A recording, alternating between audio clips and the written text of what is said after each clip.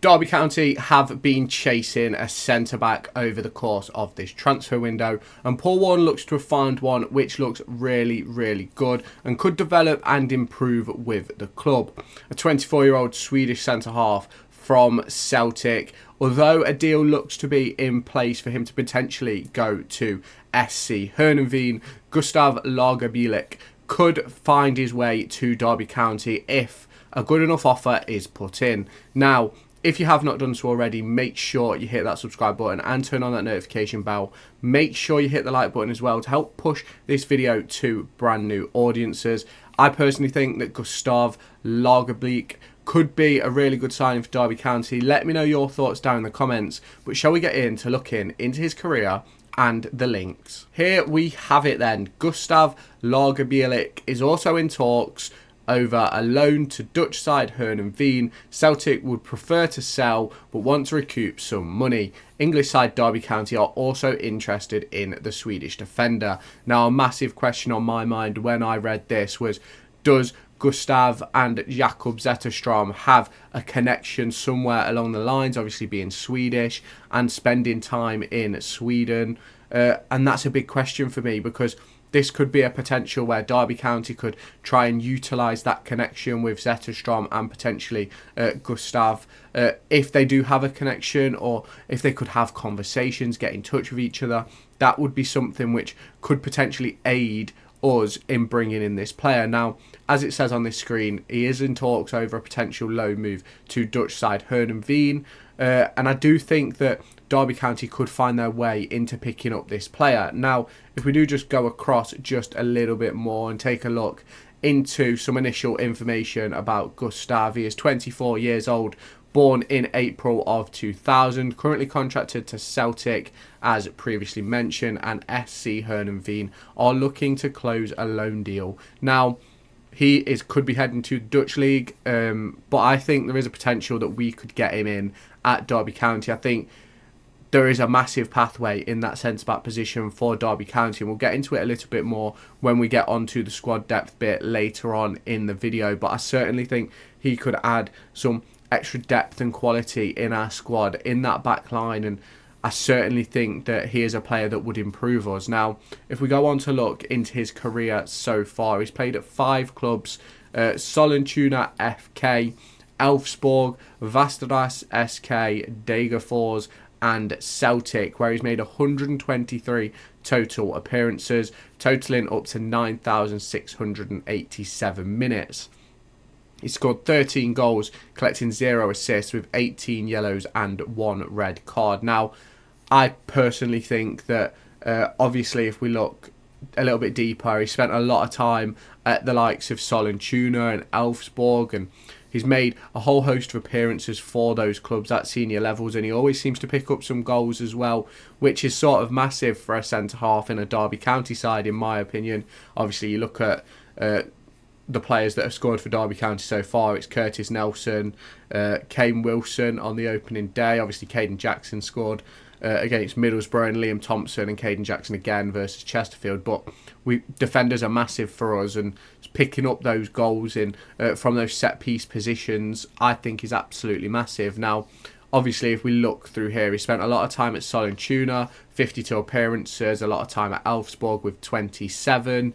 He's then also spent time at Västerås, making 19 appearances, scoring 4 times. Degerfors as well with 14 appearances, and then obviously just the 10 appearances for Celtic. Now, I personally think that he'll be a massive addition to the likes of Derby County if he was to come and join us. Now, he's made 73 appearances at centre-back. Now, I don't think it has all the information on transfer market for positions and stuff for anybody. So don't read into it too much. That doesn't add up to 123 and the goals don't add up and things like that. But he has also played at right back and left back, which I think also offers that range of versatility which Paul Warne likes in his players. Now, you look at the likes of Ryan Niambi, Kane Wilson, Joe Ward, Forsyth, Elder. They can all play multiple positions. You look at the likes of David Ozzo in midfield. He can also play at centre-half as well. So it's one of those for me where I certainly do believe that having a bit of versatility in your game is perfect for what Paul Warne is trying to do with Derby County. It also sort of adds to that element of If you have not done so already, make sure you hit that subscribe button down below and turn on that notification bell, as well as hitting that like button to let me know you've enjoyed this video and you're going to continue supporting along the way. We're really close to 1.1 thousand subscribers at this current point. I'm really intrigued to see how far we can take this channel. So make sure you hit that subscribe button, turn on the notification bell for all your latest Derby County and EFL Championship and League One content coming this season. Being able to change formations in different phases of play, like for example in build-up, you could build up with a back three to get more men further forward, or you could build up in a back four to give yourself a bit more stability.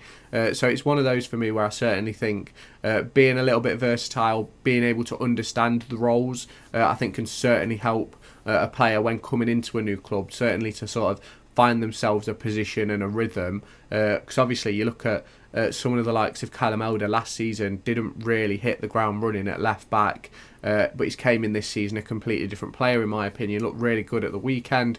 But back on to Gustaf, and as we look onto the depth chart now, as I might have mentioned it earlier on in this video, or maybe didn't, but Darren Robinson has headed out on loan to Hartlepool, which sort of frees up a slot not only in midfield but also in that back four. Now obviously Jake Rooney is out injured. There's some rumours that he's out till April. There's some people saying he's only out till around November, December time. So that'll be interesting to see. But you look at the back four and you look at the players who could play centre-back. Now, you've got Erin Cashin and Niambi, who are both under 30, and that's it. You've then got Nelson, who's, I think he's just turned 30 or 31. You've got Bradley, who's over 30. Forsyth, who I think is like 34 now, 35. So, sort of, we've got a lot of players in that area coming to the back end of their career. Now, I do think that we need additions in this area, and so does Paul Warne, which is why it's been a target area. We've obviously looked at the likes of Elkan Baggott and players like that over recent weeks,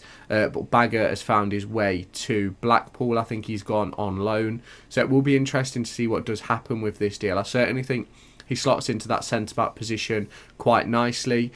Could he then sort of help Derby transition into that back three, which Paul Warne wants to play? That is a discussion which can be had on another day if he is to sign. But I certainly think he adds a new element to our back four if we can bring him in, because I think then you've got two younger centre-backs that you can sort of build your defence around going forward. And obviously with the likes of Elder, who's in his 20s, Niambi, who's in his 20s, with Wilson and Ward as well, you can sort of build a back four that is athletic and agile and mobile, and that's obviously massive for what Paul Warne is trying to do.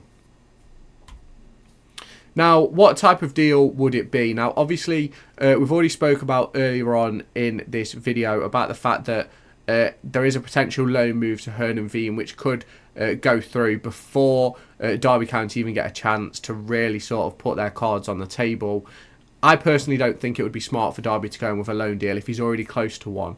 I think if we're going to try and get this deal done, we've got to chuck some money at Celtic. Now, I don't know how much Celtic would want, but if he's a player that they're willing to let go on loan, I think there's a possibility that there could be a decent deal here. Why do I think this deal could happen? Now, I personally think, and I think a lot of people think, that we need a centre-back. We need some youth in that position. Now, there's obviously been Jake Rooney stepped up into that position at previous times. There's obviously the likes of Darren Robinson, Ben Radcliffe, Dan Cox, Kai Robinson, all coming through that conveyor belt at Moor Farm, but ultimately none of them are sort of at the standard yet, which is why we've seen Darren Robinson go out on loan. I think Jake Rooney is capable, but has obviously spent pretty much the last it's nearly 12 months now since he got injured, where he hasn't really played. So until he gets back, we can't really judge him at championship level. So I certainly think it would be an addition of some pace and youth and agileness in that defensive line. And I think it also creates an opportunity for Derby County to look more towards the future. Now, obviously, this deal could sort of be a long shot with the noises around Heerenveen potentially getting that loan deal closed. Now, it could be a really good deal for Derby County, this one, and I really think it's one which the likes of Paul Warne, Richie Barker should be getting Zetterstrom to try and get on the phone to make this deal happen. Now, obviously, you can let me know your thoughts down in the comment section, and obviously, Let me know any other centre-backs who you think Derby County should or could be looking at. I'm really intrigued to hear what you guys have to think. But if you have not done so already, make sure you hit that subscribe button and turn on that notification bell to stay tuned for all of my latest Derby County and EFL Championship and League One content heading your way. Later on today will be the match preview for Derby County versus Watford. So make sure you stick around for that one. Make sure you hit that like button and I'll catch you in my next video. Make sure to go and find me on TikTok, pictured here, and Twitter, pictured here. These are the places where I'll keep you all up to date with all my upcoming videos and my thoughts and feelings around the Formula 1 and football weekend.